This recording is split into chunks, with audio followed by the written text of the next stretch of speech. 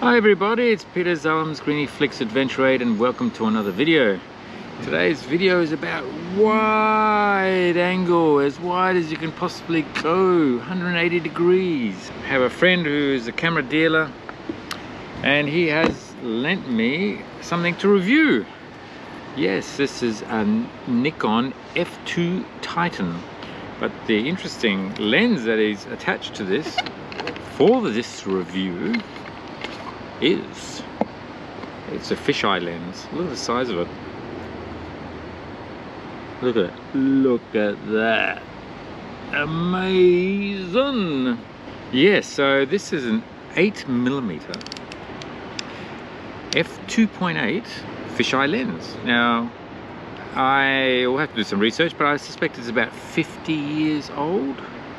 It's pre-AIS lens, and so today's video is going to be testing out this lens, not on the Titan F2 body, which is a film body, but I will put it on my Nikon D850, and just as a comparison, I suppose, just so there's a bit of a comparison lens as well, I've got the 14 to 24mm f2.8 GED lens, which is similar in the sense that it's got, you know, a bulbing lens here, and it'd be interesting what sort of shots. The good thing about the 14mm is that you can get still a rectangular frame out of this, whereas with a fisheye lens you're going to get a circle.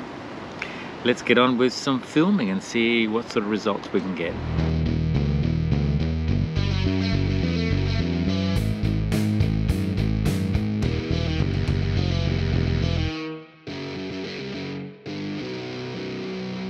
The F2 Titan body came out, so it's a titanium body, or some titanium components on this. It came out after the first releases of the Nikon F2, so also the body is about 50 odd years old or even longer. And I have the F2, which is the silver and black version, which came out prior to this one. But the Titan seems to be a pretty popular body for those people that are collecting film-based bodies. The lens, yes, well, let's put this lens on the D850 now, and we'll take some shots around here. I'm in North Sydney, and I wanted to get a location where I can be shooting up in all directions. We'll take a few shots. We'll take it at f2.8. We'll also try at 5.6 at f11 and f22, and see what sort of results we get at those different levels. I would imagine that at wide open 2.8 the corners are going to be a bit fuzzy. Once you stop down, we should get some more clarity around the corners as well. Getting your exposure is going to be really interesting, because if we've got too much, we've got really bright lights in one area and darks in another area, then we're going to have to obviously pull up the shadows, do a lot of post-processing to even out the shot. As always with photography, you have to sort of handle the situation according to the environment you have and also the equipment that you're using. So I'm shooting really wide, so the type of composition and creativity that I'll be aiming for will be governed by that. Wide angle, how can I take the shot, and then not only that, how do you present that in the YouTube video? How do you present it as a finished product? Presenting something that's circular, I think, is always going to be a challenge. 360-degree photography uses circular 180-degree lenses type thing, usually back and front, and then with the modern technology of software processing, you can take the shot and then do all your framing after you've taken the shot. But with this, we're governed by whatever we take at the time. Let's take some shots. I'll put this on the other camera. Alright, so here's the D850. The D850 does have a coupling ring. There is a coupling ring, so if it was an AIS lens, then as you change your aperture it would register here, but it doesn't. I've had to basically go into the menu system and just tell the camera that I'm using an 8mm f2.8 open wide lens, so that I'm shooting wide open, it will read the exposure correctly.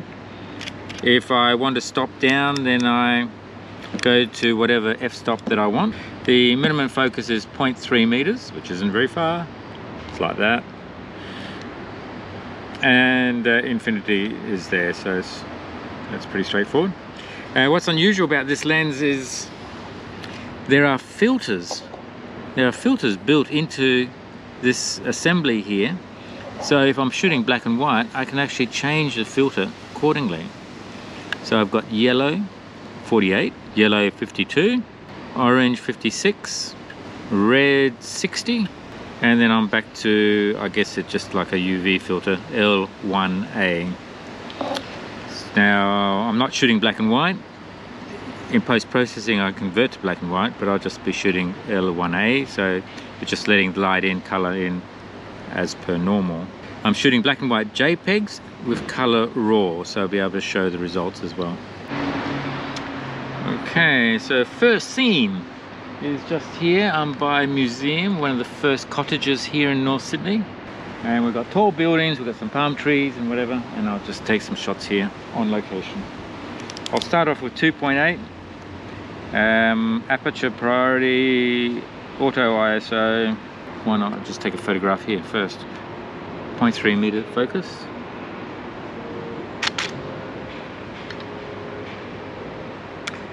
Yes, I've got an image.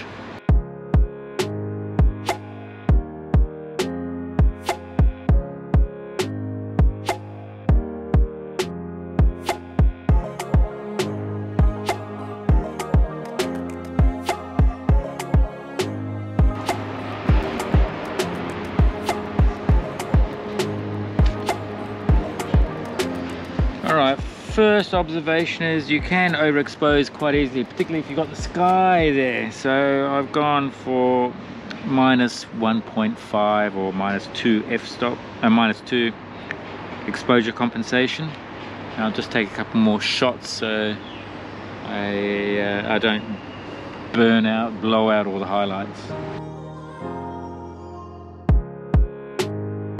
Okay, yes, well, photographing with this lens is not that easy. I'm going to try and find a couple other spots which might make it a little bit more interesting.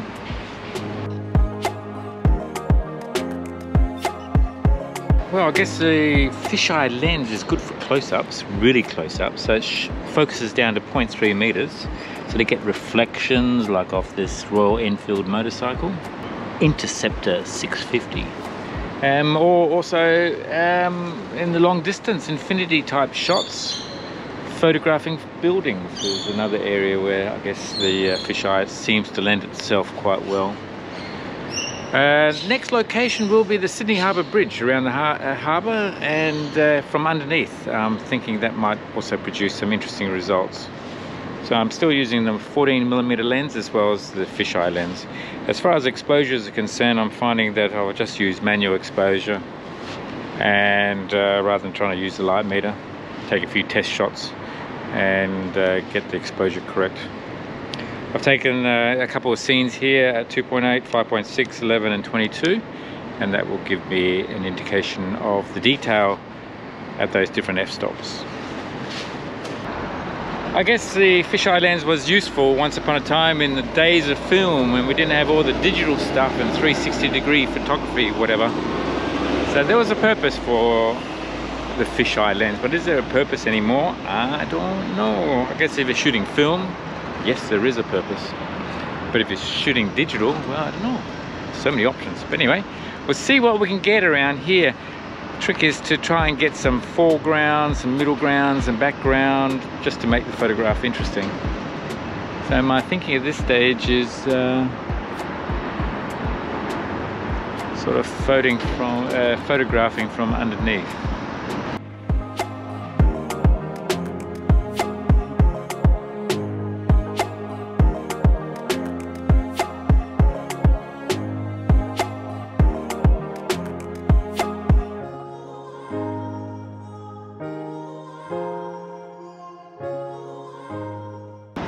Well, I guess I should probably take the GoPro with me. So that's the type of shot you get. You can just see there. For the structure. There's bound to be a shot here somewhere. It's there somewhere. There's got to be a shot there somewhere.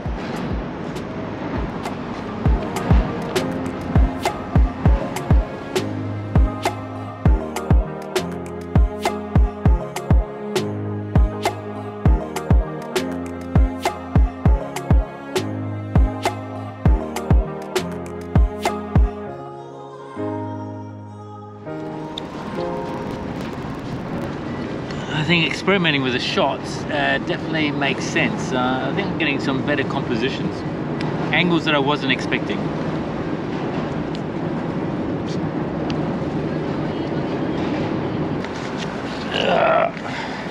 I think I'm gonna have to get really close, get close to the action.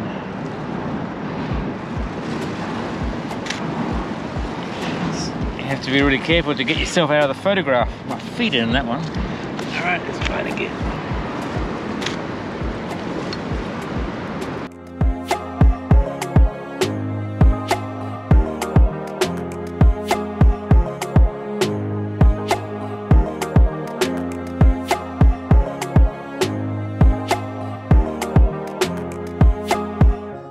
Well, definitely an unusual shot.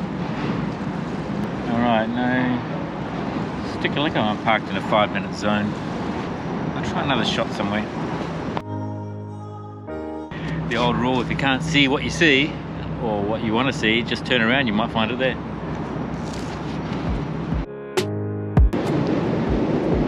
But I think I've got enough shots. Alright, well, it's like always, it's fun to get out with another piece of equipment and seeing what sort of creative shots you can actually do with that. Fish-eyed lens. This is the first time I've actually shot with a fish-eyed lens, so my results are obviously outstanding because I've got nothing to compare to other than you guys telling me that's a crappy shot. If you did like any of the shots, then please do comment. It always encourages me to take a few more shots. It's a bit like a game of golf, you know, you get one good shot and then it encourages you to go and play golf again. Well, it's a bit like that in photography as well. When someone says, that's a nice shot, then you go out and do some more photography. I hope you found this video interesting. If it's the first time to my channel, then please do subscribe. Press notifications to be notified when the next video is out. If you like the video, then give it a thumbs up. That's how you support the channel. And if you really want to support the channel, and I appreciate it if you did, there's a super thanks. You can actually do a super thanks and make a small donation to the channel. Helps me create content for you guys. All right, well again, thanks again for watching. Enjoy the slideshow and see you on the next video. Cheers.